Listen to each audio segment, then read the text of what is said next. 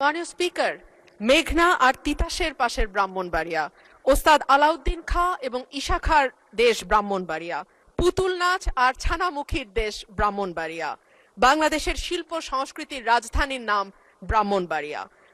মাননীয় স্পিকার, একদিকে যেমন এখানে বাউল গান হয়, কীর্তন হয়, ওয়াজ হয়, এমন অপূর্ব ধর্ম বর্ণ সংস্কৃতির মিলন মেলা বাংলাদেশের আর কোথাও হয় কিনা আমি জানা নাই।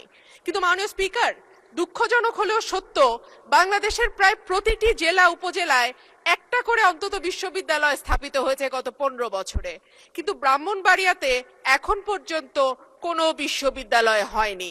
মাননীয় স্পিকার, আপনার মাধ্যমে আমার সংসদে আবেদন থাকবে ব্রাহ্মণবাড়িয়া জেলায় একটা বিশ্ববিদ্যালয় স্থাপন করা হোক এবং ব্রাহ্মণবাড়িয়ায় যে 33 লক্ষ মানুষ, তাদের লেখাপড়ার অগ্রগতির জন্য একটি বিশ্ববিদ্যালয় আবশ্যক।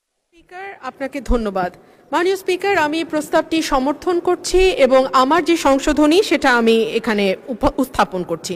মাননীয় স্পিকার, আমাদের ব্রাহ্মণবাড়িয়ায় 33 লাখ মানুষের বাস, 9টি উপজেলা এবং 6টি সংসদীয় আসন আছে।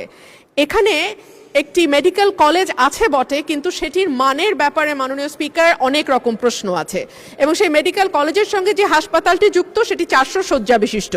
33 লক্ষ মানুষ যে জেলায় বাস করে মাননীয় স্পিকার, সেখানে 400 শয্যা নিতান্তই অপ্রতুল এবং এখানে নিয়মিত ডাক্তার পাওয়া, নিয়মিত ওষুধ পাওয়া, চিকিৎসা সেবা পাওয়া মানুষের জন্য অনেক সময় কঠিন হয়ে যায় এবং যেহেতু 9টি উপজেলা নিয়ে গঠিত মাননীয় স্পিকার, সেজন্য অনেক সময় দেখা যায় দূরবর্তী অঞ্চলের মানুষ যারা, তাদের পক্ষে হাসপাতালে এসে সব সময় চিকিৎসা নেওয়া মুশকিল হয়ে যায়। তো এই সকল দিক বিবেচনা করে হাসপাতালটির মান উন্নয়নের জন্য এবং কি করে এই হাসপাতালটিকে আরো বেশি সেবা